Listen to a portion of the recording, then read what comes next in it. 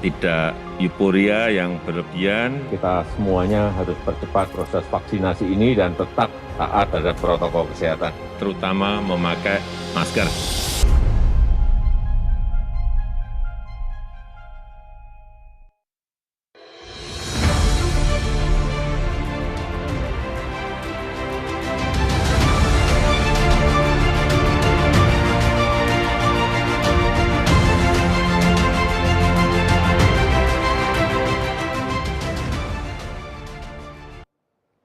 Assalamualaikum warahmatullahi wabarakatuh. Salam sejahtera, Om Swastiastu, Namo Buddhaya, dan salam kebajikan. Bapak, Ibu, saudara-saudari sekalian, salam sehat. Hari ini saya dan Dr. Siti Nadia Tarmizi, juru bicara Kementerian Kesehatan Republik Indonesia, kembali hadir di siaran pers pemberlakuan pembatasan kegiatan masyarakat atau PPKM pada hari Rabu 10 November 2021 ini untuk menyampaikan perkembangan terkini pada penerapan PPKM di Indonesia. Pertama-tama, saya dan Dr. Nadia mengucapkan Selamat Hari Pahlawan tahun 2021. Sesuai pesan dari Menteri Sosial Tri Risma hari ini, Hari Pahlawan kiranya tidak hanya sekedar diingat dan diperingati secara seremonial saja, tetapi dijadikan momen di mana kita mengambil makna yang terkandung di dalam semangat kepahlawanan. Tahun ini tema pahlawan tahun 2021 adalah Pahlawanku, Inspirasiku. Pandemi COVID-19 mengajarkan kita bahwa pahlawan masa kini ada di mana saja dan bisa siapa saja. Memasuki bulan ke-21 kita menghadapi wabah raya ini, kita dapat temukan inspirasi di mana saja, di berbagai aspek hidup kita, baik pada masa genting dan darurat yang lalu, atau pada masa kondisi mulai membaik seperti sekarang. Pahlawan pandemi dapat kita temukan pada sosok jutaan tenaga kesehatan yang tak kenal lelah merawat satu persatu kasus terkonfirmasi COVID-19. Sampai lebih dari 90%-nya sembuh. Per kemarin, Selasa 9 November 2021, dari 4,24 juta orang Indonesia yang terinfeksi COVID-19, lebih dari 4,09 juta atau 96,3% dinyatakan sembuh, dan sebanyak 9.602 atau 0,2% yang masih dirawat atau dalam masa isolasi. Sayangnya lebih dari 143.000 atau 3,3% orang meninggal dunia, termasuk 700 orang lebih adalah tenaga kesehatan dan juga yang berprofesi sebagai jurnalis. Para wartawan yang membantu mencerdaskan masyarakat dengan informasi akurat dan terpercaya, sehingga dapat melindungi diri kita dari resiko tertular COVID-19 dan menekan angka penularan hingga seperti saat ini. Oleh karena itu, mari luangkan waktu sejenak untuk mengheningkan cipta. Kita mendoakan agar arwah mereka bahagia di samping Tuhan yang Maha Kuasa. Mengheningkan cipta, kita mulai.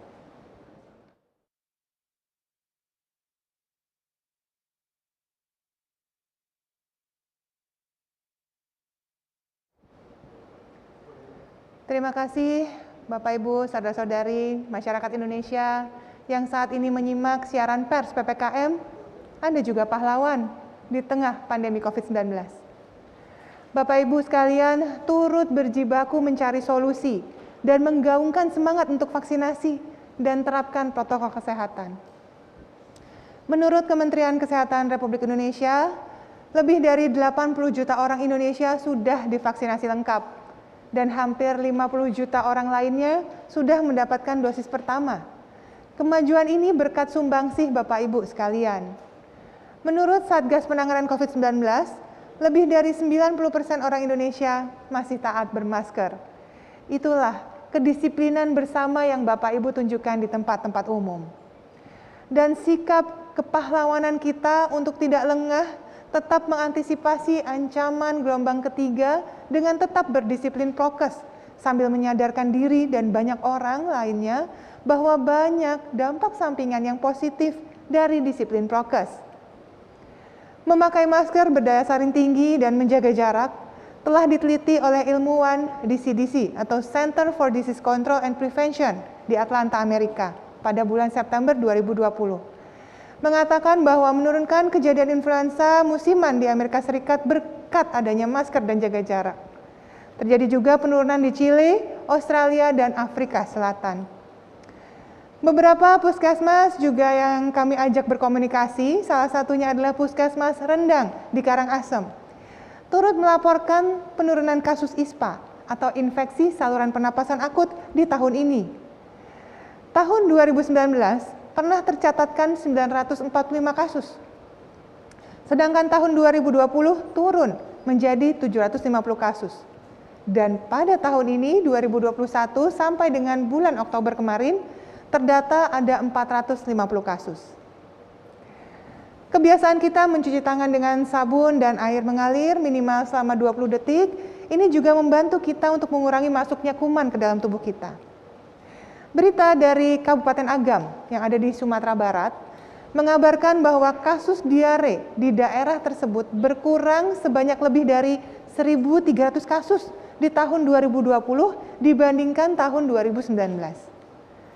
Bapak, Ibu, dan rekan-rekan jurnalis sekalian, meski belum ada penelitian yang menyeluruh atau komprehensif, inisiatif jaga jarak diyakini juga membuat kita terhindar dari berbagai penyakit menular lainnya, seperti batuk pilek, bahkan tuberkulosis atau TB. Kemauan kita mengurangi mobilitas sampai dengan 30% di bawah rata-rata pada masa PPKM darurat kemarin dan juga pada masa PSBB atau pembatasan sosial berskala besar di awal pandemi 2020 juga membantu mengurangi polusi dan menaikkan kualitas udara. Kementerian Lingkungan Hidup dan Kehutanan tahun lalu melaporkan bahwa indeks standar pencemaran udara atau ISPU di DKI Jakarta, Padang, Pekanbaru, Makassar, dan Banjarmasin menurun. Dampak yang tidak kuantitatif pun sebenarnya kita nikmati dari menjauhi kerumunan. Tingkat stres kita dapat berkurang dan kesehatan mental atau kesehatan jiwa kita dapat lebih baik dari kondisi yang tenang dan tidak berdesakan dengan banyak orang. Dan tentunya privasi kita jadi lebih terlindungi. Nah, ketika kita banyak di rumah, kita jadi lebih mendekatkan diri dengan keluarga. Bahkan banyak orang tua yang belajar menjadi guru yang baik bagi anak mereka. Kami paham, banyak orang tua yang harus bekerja keras antara mengimbangi beban kerja dari rumah atau work from home dengan memberikan bimbingan belajar kepada para putra-putrinya. Semua dilakukan pada saat memastikan keluarga dan lingkungan rumah aman dari COVID-19. Namun ada kabar baik dari Bukit Tinggi, Sumatera Barat. Wilayah yang telah banyak memproduksi cendekiawan bangsa seperti Muhammad Hatta dan Haji Agus Salim. Sebuah berita mengabarkan studi sebuah lembaga penelitian yang bernama Semeru menunjukkan bahwa para orang tua di Bukit Tinggi berhasil melampaui tantangan menjadi guru di rumah. Penelitian tersebut menunjukkan bahwa hasil tes numerasi dan literasi yang diraih murid pada tahun 2020 ternyata lebih tinggi dibandingkan dengan 2019. Tentunya prestasi ini ditopang oleh kemampuan orang tua di Bukit Tinggi untuk beradaptasi dengan kebiasaan baru, belajar dari rumah, dan tetap berprestasi di sekolah. Budaya work from home juga telah membiasakan kita menyeimbangkan kehidupan rumah dan kantor atau yang dikenal dengan work-life balance. Dan ini menjadikan kita, para orang tua, pahlawan-pahlawan baru di mata anak-anak kita. Maka pada tanggal 10 November ini kami mengajak bukan saja mengilhami perjuangan para pahlawan, tapi berterima kasih kepada para penjuang pandemi, mendoakan yang gugur selama melawan COVID-19, namun juga menepuk bahu sendiri dan menyelamati semua yang kita lakukan sekecil apapun selama masa pandemi ini untuk keluarga dan lingkungan kita.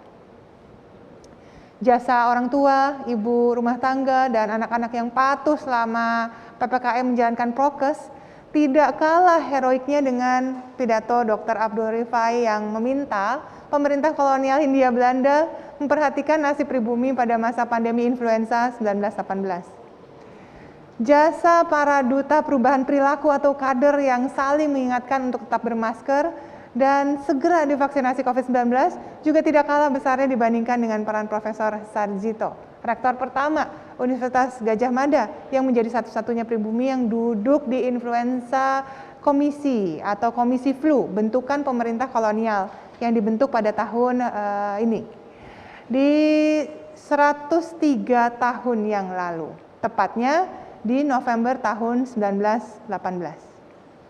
Kontribusi kita sebagai pahlawan masa kini meski tak sebanding dengan perjuangan atau kontribusi 4 tokoh yang baru saja menerima gelar pahlawan nasional, yaitu Tombo Lotutu dari Sulawesi Tengah, Sultan Haji Muhammad Idris dari Kalimantan Timur, sutradara film Usmar Ismail dari DKI Jakarta, dan Raden Arya Wangsakara dari Banten. Tentunya tetap dibutuhkan peran kita masing-masing untuk keluar dari pandemi. Bapak, Ibu, dan rekan jurnalis sekalian dan masyarakat Indonesia, terima kasih telah menjadi pahlawan. Terima kasih telah menjadi inspirasi.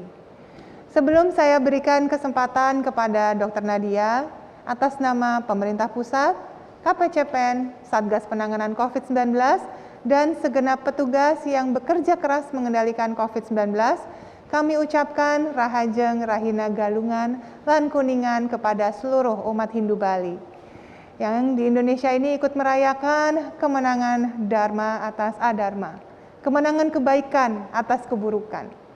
Semoga Tuhan memberikan kita semua kerahayuan. Kita jadikan momen Bali Bangkit sebagai pembuktian kita layak kembali jadi tuan rumah event internasional. Dari mulai Indonesian Badminton Festival yang dimulai di pertengahan November ini, sampai dengan berbagai rapat berkaitan dengan presidensi Indonesia di G20. Maka kita tunjukkan menjaga prokes adalah budaya dan sertifikat CSH atau Clean, Healthy, Safety, and Environmentally Friendly teruji nyata. Pemindaian QR Scan Peduli Lindungi menjadi alat memeriksa keamanan diri dan lingkungan dari resiko COVID-19 dan mensukseskan vaksinasi di seluruh golongan, terutama lansia dan ibu hamil. Tetaplah jadi inspirasi kami, pahlawan kami, masyarakat Bali dan warga Indonesia. Semoga di Hari Raya Galungan ini dan Hari Raya Kuningan nanti, kita pastikan kebaikan menang atas semua keburukan akibat pandemi. Dan wabah raya dapat kita atasi. Om Santi Santi Santi Om. Wassalamualaikum warahmatullahi wabarakatuh.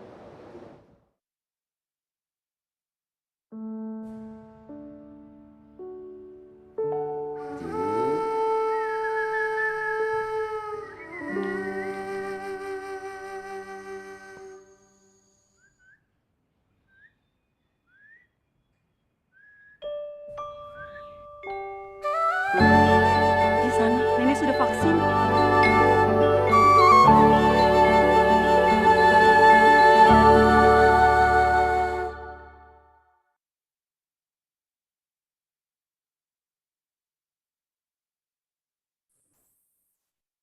Assalamualaikum warahmatullahi wabarakatuh.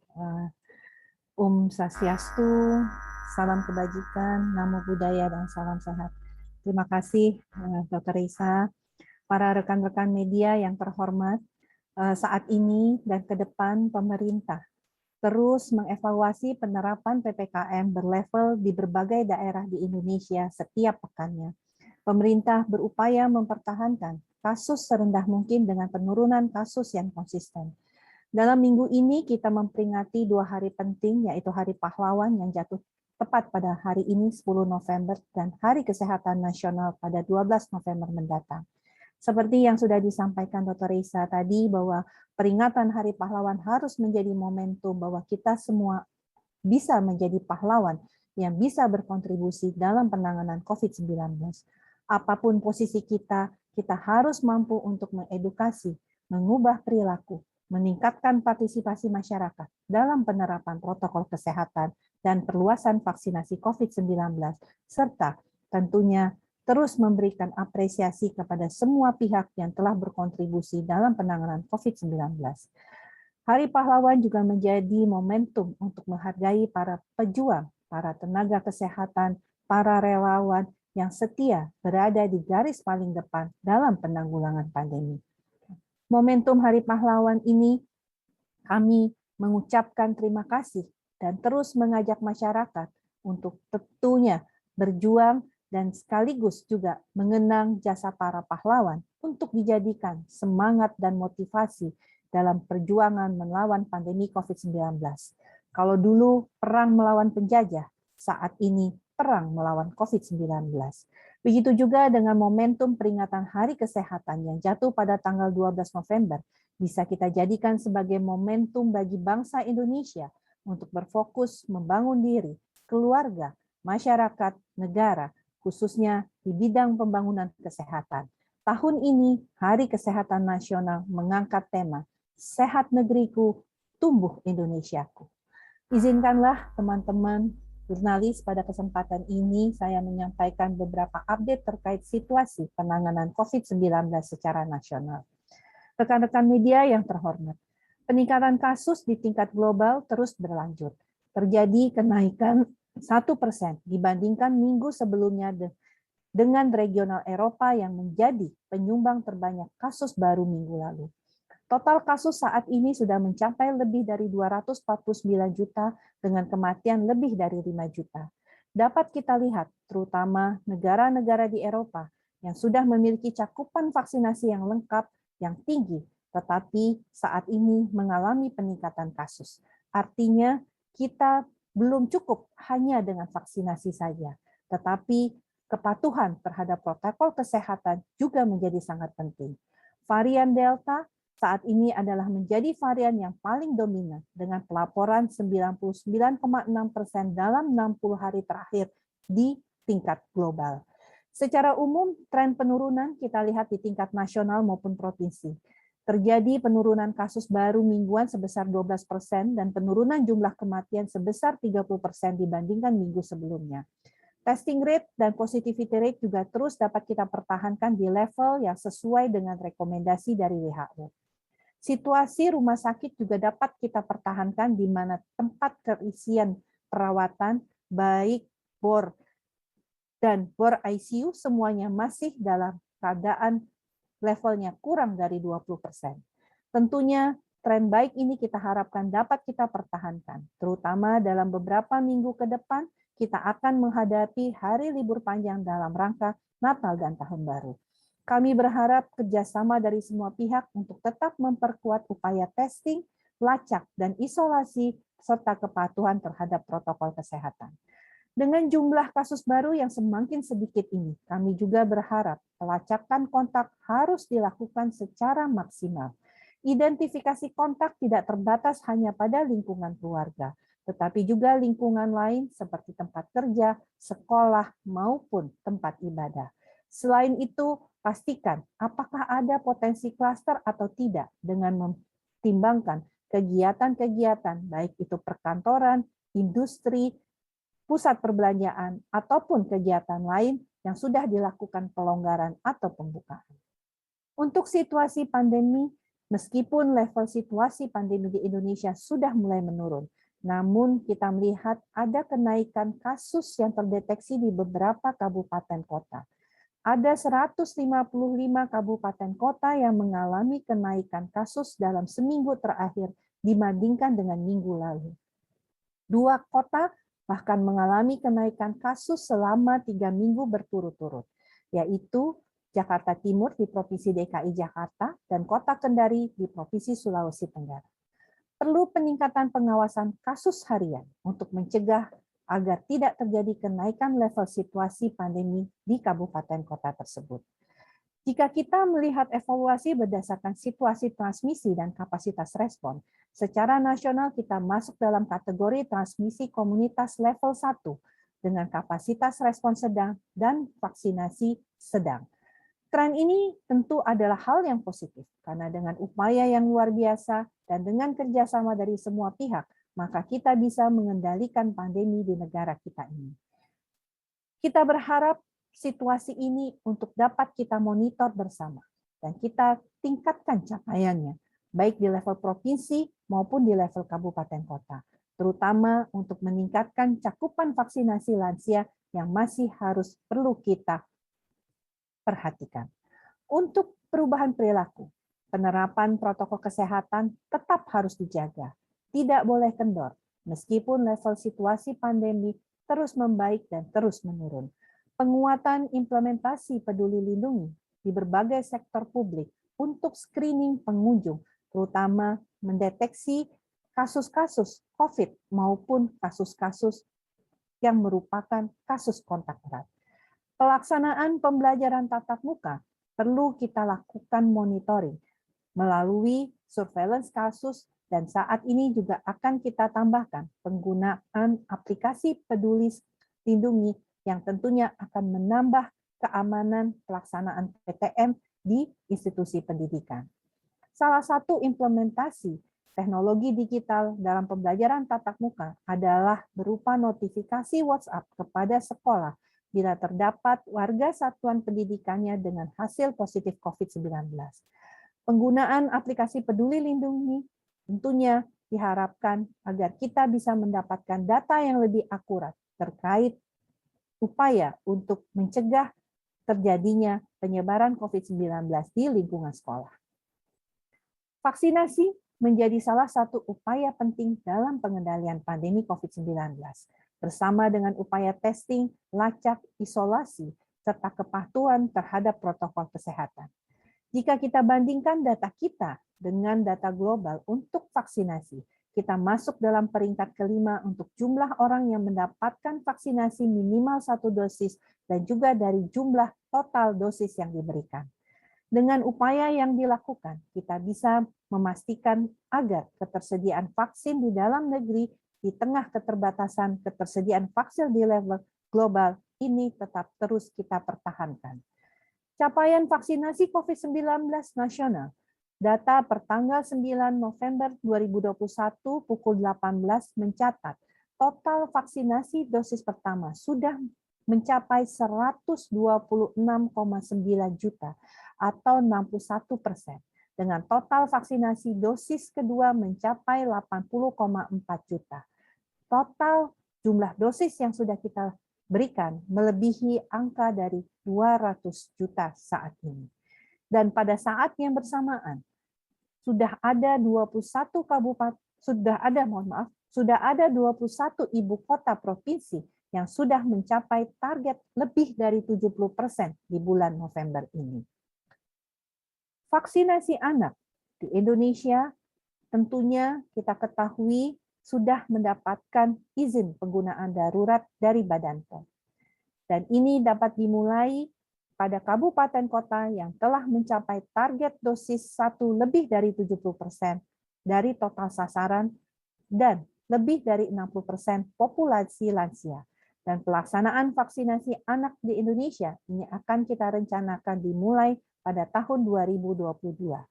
Kita ketahui ada 26,4 juta anak pada usia 6-11 tahun, yang artinya setidaknya kita membutuhkan 59 juta dosis dikarenakan pemberian vaksinasi ini akan diberikan sebanyak 2 kali.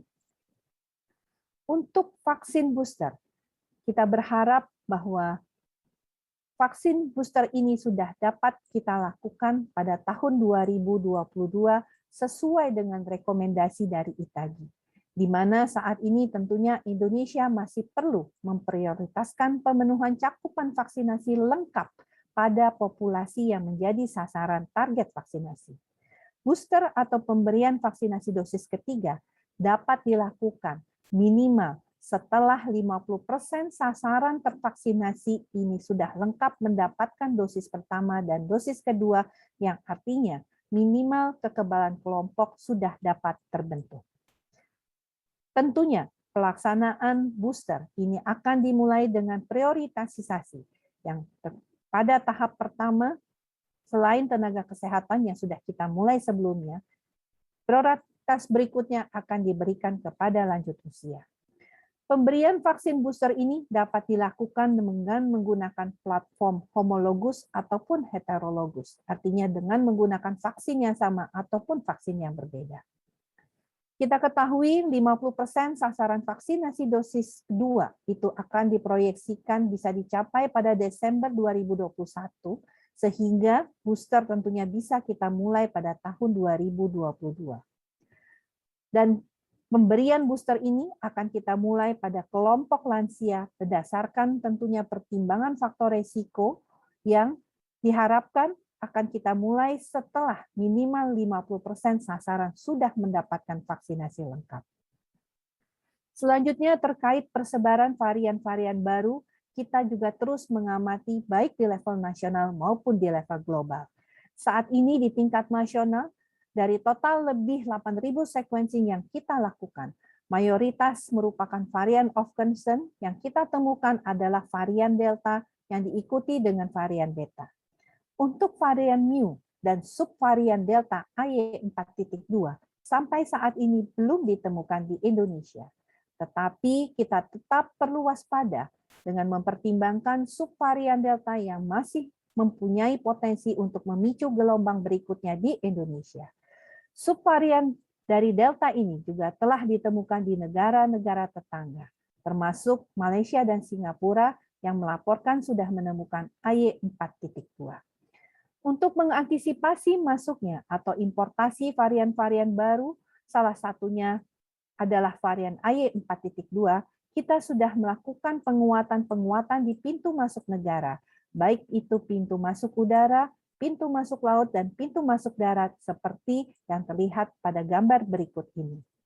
Kita tahu bahwa tidak semua pintu masuk negara yang saat ini kita buka untuk pelaku perjalanan luar negeri. Pemeriksaan pada saat masuk ataupun entry test dan setelah selesai karantina atau kita sebut sebagai exit test wajib dilakukan pada semua pelaku perjalanan. Kita bisa akhiri pandemi COVID-19 jika kita bersatu melawannya. Vaksin adalah salah satu temuan berharga dunia sains. Jangan pernah ragu dan jangan takut untuk ikut vaksinasi. Tapi ingat, walaupun sudah divaksin dan situasi pandemi semakin membaik, tetapi bila protokol kesehatan tidak dijalankan dengan baik di masyarakat, maka kenaikan kasus akan tetap terjadi. Relaksasi berbagai kegiatan saat ini harus disikapi secara bijak. Kita semua harus selektif memilih kegiatan-kegiatan yang prioritas saja dengan mengedepankan protokol kesehatan, sehingga tetap bisa sehat dan produktif. Peningkatan mobilitas tidak terelakkan, dan ini harus diimbangi dengan protokol kesehatan yang tidak boleh kendor, sehingga tidak memberikan kesempatan virus untuk berkembang dan bermutasi. Situasi yang semakin baik harus sama-sama kita jaga.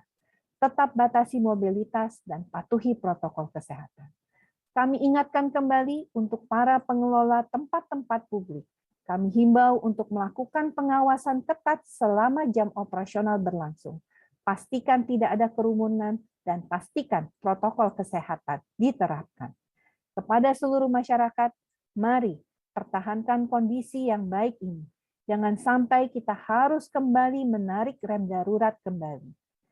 Ingat, tetap disiplin protokol kesehatan dan segera mengakses vaksin dengan apapun jenis vaksin yang tersedia. Hidup disiplin dan produktif. Bersama Indonesia Sehat, Indonesia Tangguh. Terima kasih. Wassalamualaikum warahmatullahi wabarakatuh.